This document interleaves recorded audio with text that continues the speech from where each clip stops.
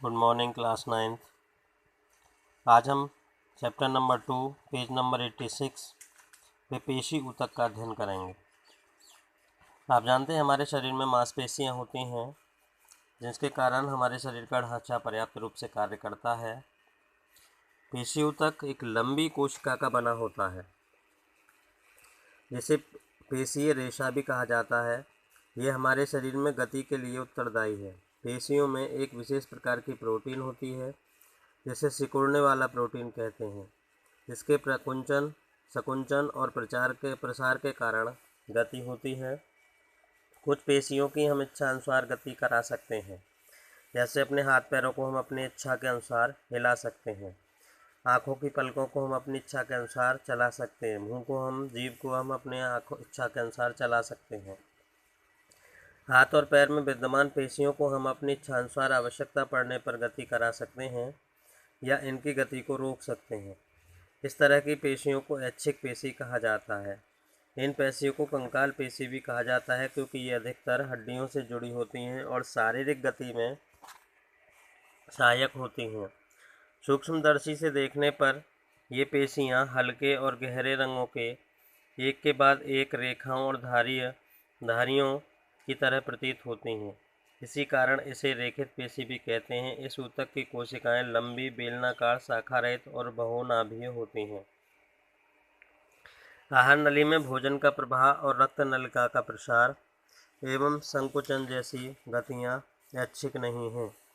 इन गतियों को हम स्वयं संचालित नहीं कर सकते, अर्थात हम इन गतियों को इच्छानुसार प्रारंभ या बंद नहीं कर सकते हैं। चिकनी पेशियां चित्र 6.11 में आपको दिखाई दे रही हैं।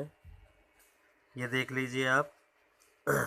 ये तुर्क रूप की पेशियां हैं, तुर्क रूपी पेशीय कोशिका हैं। ये केंद्रक है पेशियों के अंदर, और ये हैं पेशीय ऊतक, रेखित पेशी, चिकनी पेशी, कॉर्डिक और हृदय पेशी। 3 प्रकार की पाई जाती हैं। आहार नली में भोजन का प्रवाह या रक्त नलिका का प्रसार और संकुचन जैसी गतियां ऐच्छिक नहीं हैं। इन गतियों को हम स्वयं संचालित नहीं कर सकते, अर्थात हम इन गतियों को इच्छानुसार प्रारंभ या बंद नहीं कर सकते। चिकनी पेशियां चित्र 6.1 में अनैच्छिक पेशियां इनकी गति को नियंत्रित करती हैं। ये आँख की पलक, मूत्र वाहिनी, फेफड़ों के श्वसनी में भी पाया जाता है। कोशिकाएं लंबी और इनकी आखिरी सिरा नुकीला तुर्क रूपी होता है। ये एक केंद्रकीय होती हैं। इनको अरेखित पेशी भी कहा जाता है। इनका नाम अरेखित क्यों रखा? हृदय की पेशियां जीवन भर लयबद्ध होकर प्रसार व संकुचन करती रहती हैं। इन अनैच्छिक पेशियों को कॉर्डिक या हृदय पेशी कहा जाता है। हृदय की पेशी कोशिकाएं बेलनाकार, शाखाओं वाली और केंद्रकीय होती हैं। क्रियाकलाप 6.5 विभिन्न प्रकार की पेशी ऊतकों की संरचना की तुलना करें। इनके आकार, केंद्रक की संख्या तथा कोशिका में केंद्रक की स्थिति को नोट करें। आकार, केंद्रकों की संख्या, केंद्रकों की स्थिति, रेखित, चिकनी पेशी और हृदय पेशी। चित्र में देखिए, इनमें कई केंद्रक पाए जाते हैं। इस पेशी के में प्रत्येक केंद्र में एक केंद्रक पाया जाता है। इसमें धारियां और केंद्रक कई प्रकार के पाए जाते हैं। तंत्रिका ऊतक सभी कोशिकाओं में उत्तेजना के अनुकूल प्रतिक्रिया करने की क्षमता होती है।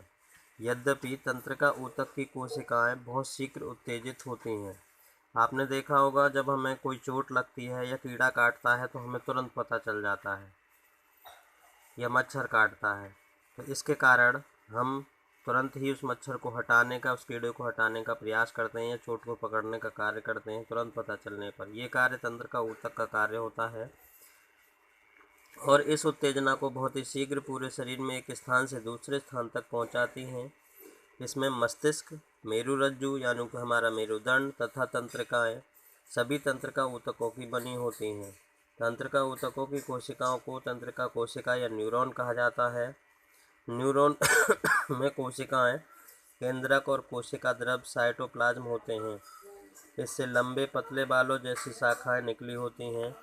प्राय प्रत्येक न्यूरॉन में इस तरह का एक लंबा प्रवर्ध होता है। प्राय प्रत्येक न्यूरॉन में इस तरह का एक लंबा प्रवर्ध होता है जिसको एक्सॉन कहते हैं तथा बहुत सारी छोटी शाखाएं वाले प्रवर्ध डेंड्राइट्स होते हैं।